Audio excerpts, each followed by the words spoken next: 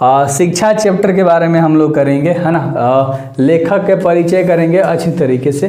जे कृष्णमूर्ति लेखक थे, इनका पूरा नाम जिद्दू कृष्णमूर्ति था और इनके बेटे का नाम था जिद Krishnamurthy.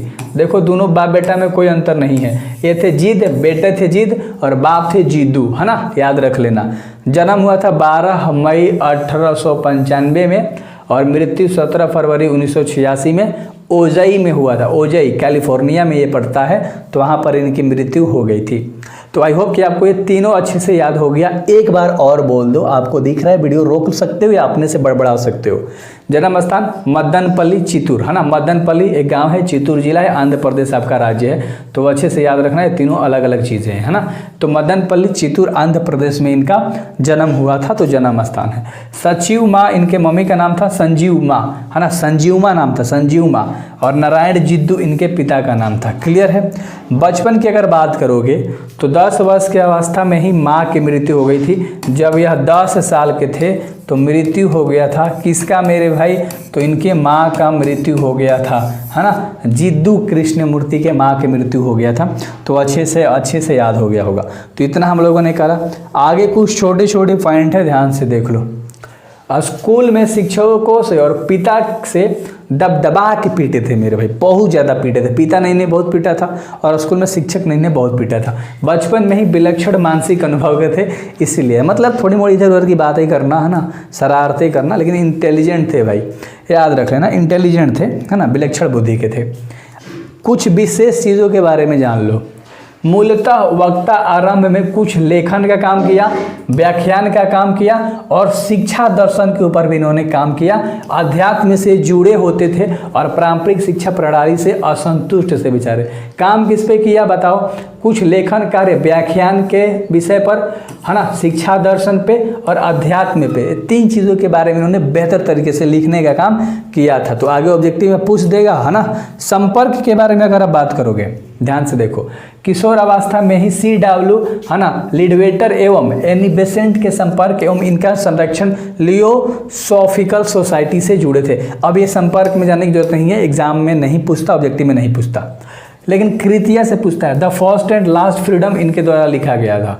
The first and last freedom, the only revolution, है ना, लिखा गया था इन्हीं के द्वारा।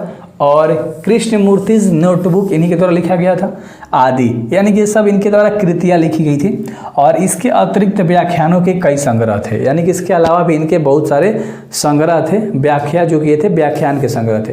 ताकि मात्र 15 को ऑब्जेक्टिव है। तो मेरे भाई स्टार्ट करते हैं। चलो कमेंट बॉक्स में ज़रूर बता देना कि आज कितना सही हुआ तुम्हारा 15 में, ठीक ना। जे कृष्णमूर्ति का जन्म स्थान कहाँ है बताओ? जन्म स्थान कहाँ है मेरे भाई जे कृष्णमूर्ति का? तो दनपल्ली चित्तूर आंध्र प्रदेश। क्लियर है ना।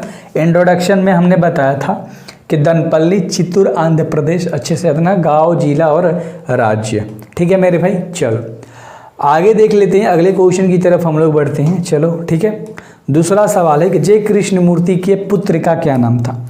जे कृष्णमूर्ति के पुत्र का जो नाम था वो था जिद कृष्णमूर्ति। क्या नाम था? जिद कृष्णमूर्ति। तो याद रख लेना यहाँ पर, है ना, यहाँ पर इनका था जिद डबल वाला, जिद्दू कृष्णमूर्ति, है ना। जे कृष्णमूर्ति का पूरा नाम था जिद कृष्णमूर्ति और लड़का का जिद ऐसे सिंगल वाला था। तो इसमें आप कंफ्यूज हो सकते हो, तो कंफ्यूज मत होना, सेम दोनों का, है ना। चलो अगले सवाल के ऊपर हम बात करते हैं कि जे कृष्णमूर्ति ने किन विषयों पर काम किया था मेरे भाई? तो किन विषयों पर काम किया था? अध्याय, दर्शन, शिक्षा या तीनों? तो ये तीनों पे काम किया है, अध्याय पे, दर्शन पे और शिक्षा पे। इंट्रोडक्शन में हमने बेहतर तरीके से कराया था, है ना। तो आई होप कि आपको समझ में आ गया होगा। और अगला सवाल है जो कि 4 नंबर का सवाल है, जे कृष्णमूर्ति क्या थे? जे कृष्णमूर्ति जो थे ना मेरे भाई, वह एक विश्व शिक्षक थे। क्या थे? विश्व शिक्षक, है ना। जे कृष्णमूर्ति क्या थे? पूरे वर्ल्ड के टीचर थे। सॉरी गाइस, थोड़ा सा तबीयत डाउन है।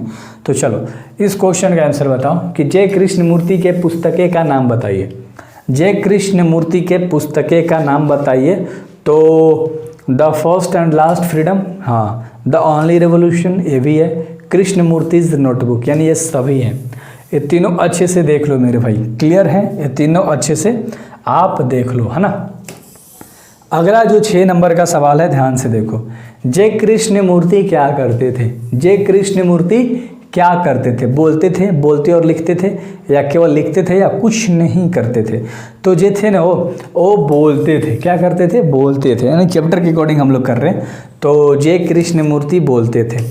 और अगला सवाल है 7 नंबर का कि किस पाठ में आया है बचपन से ही आपका ऐसे वातावरण में रहना अत्यंत आवश्यकता है जो स्वतंत्र पूर्ण हो, है ना। तो यह बात जो है वो शिक्षा चैप्टर में बात करी गई है, ठीक है, कि आपका ऐसे वातावरण में रहना जरूरी है जहाँ पर आपका शिक्षा मेरे भाई आवश्यकता के आधार पर पूर्ण हो जाए और बेहतर तरीके से पूर्ण हो। शिक्षा शीर्षक निबंध किसने लिखा है? यानी कि शिक्षा जो चैप्टर है उसे जय कृष्ण मूर्ति ने लिखा है, जिद्दू कृष्ण मूर्ति ने लिखा है। तो उम्मीद करता हूँ कि ये सवाल अच्छे से क्लियर हो गया होगा।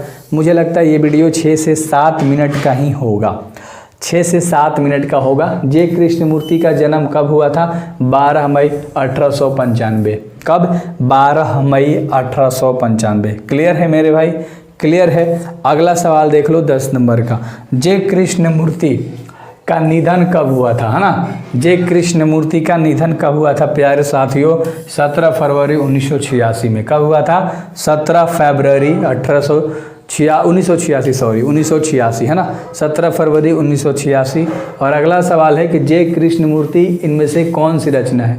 तो रोज, बातचीत, संपूर्ण क्रांति या शिक्षा? तो शिक्षा चैप्टर जय कृष्ण मूर्ति की रचना है, यानी कि जय कृष्ण मूर्ति शिक्षा चैप्टर को लिखे हैं। और मेघा कहाँ नहीं हो सकती है? तो मेघा जहाँ स्वतंत्रता हो या जहाँ भय हो, तो जहाँ भय हो वहाँ मेघा नहीं हो सकती है।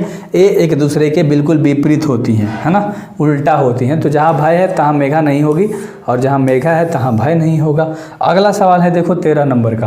कौन सा?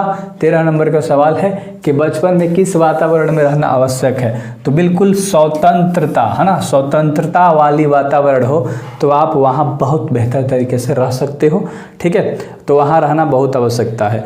और अगला सवाल है कि ज़िंदगी का अर्थ क्या है? तो ज़िंदगी का अर्थ होता है सत्य की खोज करना, है ना।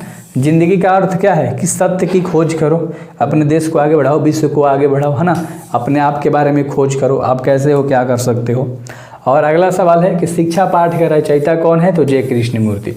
तो इसमें ज़्यादा ऑब्जेक्टिव नहीं था और ना ही पूछता है। एक ऑब्जेक्टिव डाल दिया तो डाल दिया यहाँ से, वो भी लेखक के बारे में ही डालता है। तो उम्मीद करता हूँ कि वीडियोज़ आपको पसंद आया होगा मेरे भाई, बेहतर तरीके से। क्लियर है? ज़रूर सब्सक्राइब कर देना।